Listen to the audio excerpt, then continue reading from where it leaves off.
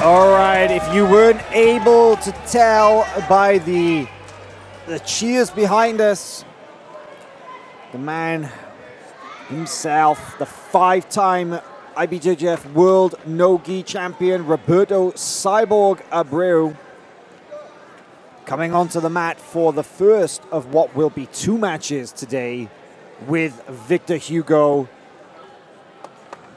And this is the semi-final of the ultra heavyweight division. Yesterday, both these men fought through into the finals of the open class, where they will face off again later today. But right now, business to attend to. This semi-final match, the winner will go through and face James Puopolo in the ultra heavyweight final. And not the first time they faced off, Robert.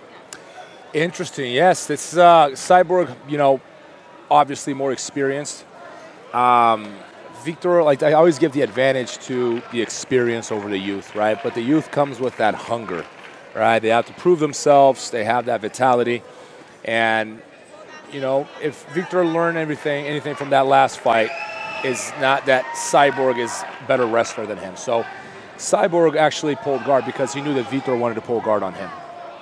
But it's interesting to see how this is going to develop, because Victor should have a different strategy, a different approach to this fight.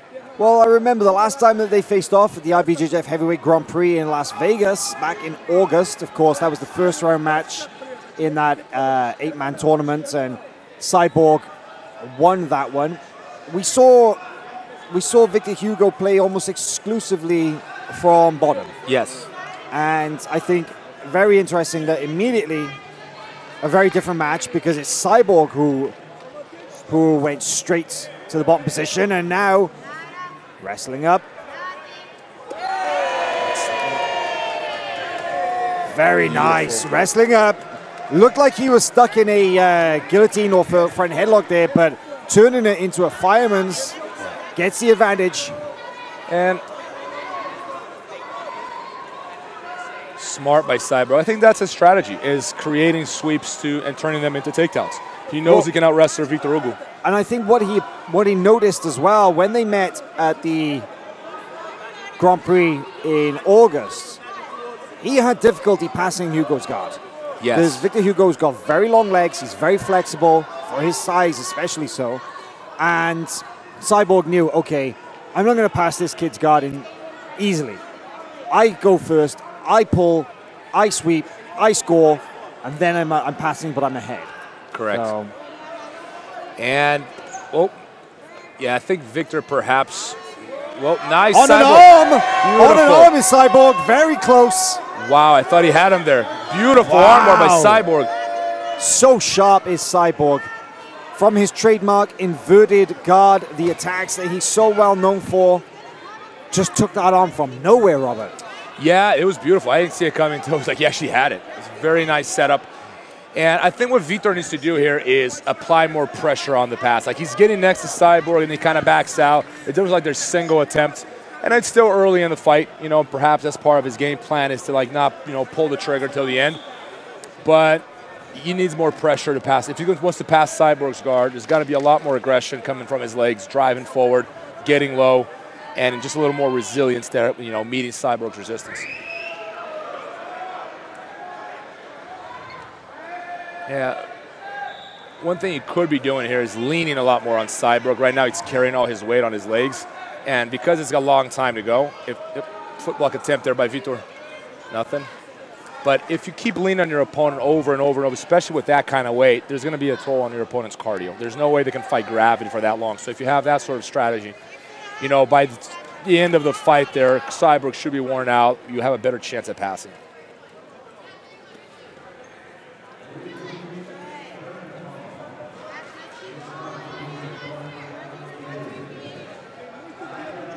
Score is even, just over 6 minutes left in the semifinals of the super heavyweight division. What is the ultra heavyweight division? Sorry. Yes, ultra heavyweight, yep. Now it's interesting, that's the second time that we've seen Victor Hugo kind of look for what seems to be an esteemer lock, and there's the wrestle up from Cyborg. Throws Victor Hugo down to the mat, out of bounds. You can see the corner complaint, asking for 2 points, saying that Vitor has ran for the Penalty second time. There, and 2 points to Cyborg. Yeah, they deemed that Victor Hugo was fleeing. Okay, so penalty against Cyborg for pulling with no grips. I will say this, the referees are pretty sharp these days. Oh, They're yeah. not, you cannot, you know, like I didn't even see that penalty. Both referees stood up right away. They saw it. It's great. It's improved a lot over the years. Yeah, you'd expect no less in the finals of the No-Gi World Championships. Cyborg showboating a touch here now. Yeah, Vitor is not in a place where he can be too passive here. Just reaching half the match, just over 5 minutes left. Cyborg up by 2 points. Both competitors have an advantage and a negative each.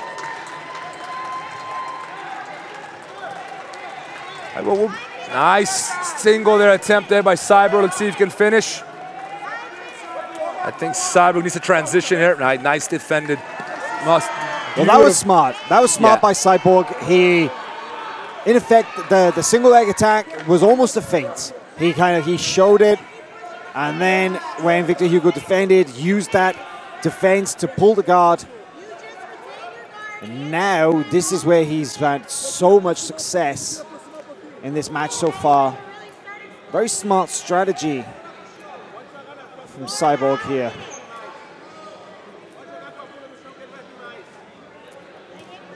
And Victor Hugo, as I mentioned earlier, he's twice looked for an steamer lock from top, because a consequence of Cyborg playing this open guard and this inversion is that as that foot comes across and into the belly, that it is possible to snatch up that steamer lock. But Hugo needs to engage. He needs to go forward now. He's down to 4 minutes left. He needs to get after it. Absolutely. Yeah, and I think that he's not using his weight the way he should. He's a heavy guy. He should be pressing forward, making Cyborg carry his weight. Perhaps he's a little, concerned with that tornado game of Cyborg. Cyborg inverts really well. That's why he stays conservative, like stepping back. He's not engaging. He's not moving forward on the pass, right? And I think that's what's missing. And he's got just over 3 minutes and a half to do it. So now is the time to pull the trigger. If he wants to pass and get to that back or get to side control, this is the time to do it.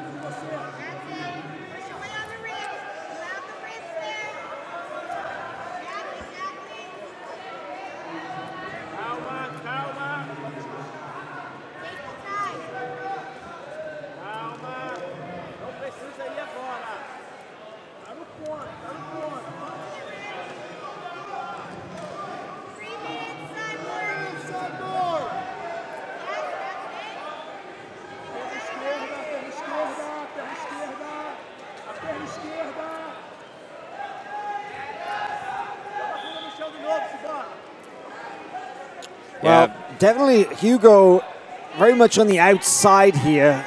Needs to engage a little more. You mentioned it, Robert. Wasn't really putting any of his weight onto Cyborg.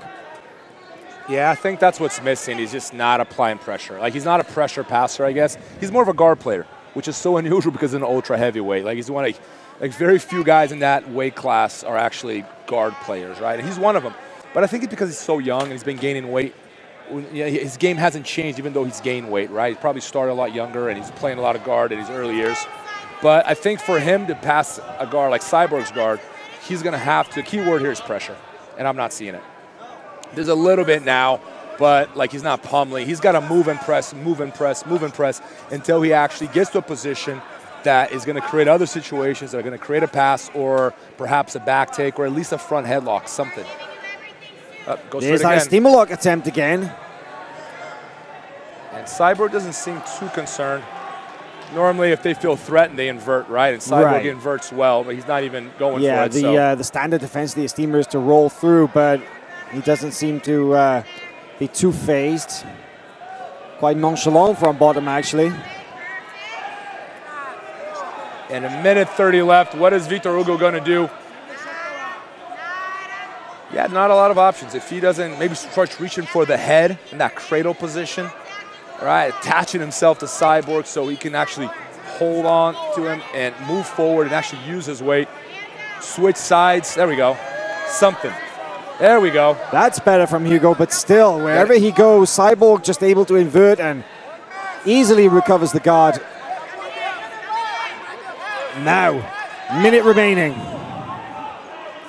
Will we see Hugo try to wrestle Cyborg down? Now we see Hugo pull. Yeah, Victor's really got to get underneath him there. He's got a little time left. This is Hugo's chance. 40 seconds. He's got to sweep onto the back or sweep and get a submission. There we go. Beautiful. Nice ankle pick there. I'm not sure he's going to get just an advantage for that. He may get two. I'm not sure. I'm going to guess advantage, but I wouldn't be surprised if it were two. Advantage for Hugo. Penalty against Cyborg for fleeing the area. Wow, this means that Hugo's winning. Right, so that was the second penalty. Now Cyborg is down one penalty. He's got 30 seconds, he's down one penalty. It's 2-2, one advantage apiece. And he's down a penalty. Wow. This changes everything. What a complete turnaround. That entire match was going in entirely in Cyborg's direction. Well, see if he can pass here. Score the advantage. If Cyborg can score the advantage, Wow, is that lasting? Yes, it is! He got the advantage for Cyborg. Cyborg takes it. Whoa! Wow. Dramatic end there. The very last second, the penalty against Cyborg made it one penalty against him.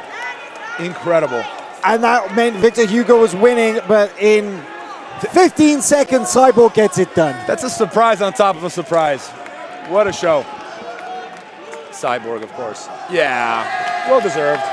Well, that's experience right there. Yeah, that well deserved. You know what's funny? Like, you can see the look on his face. Like, he was panicked. I got 30 seconds, and I got to do something, or I'm going to lose this fight. That's a true champion right there. So we got the replay here. And that was the beautiful fireman's style defense here. And then Cyborg just hucking around the gigantic Victor Hugo. And then that last minute passing blitz that gave Cyborg the win. Wow, what a match.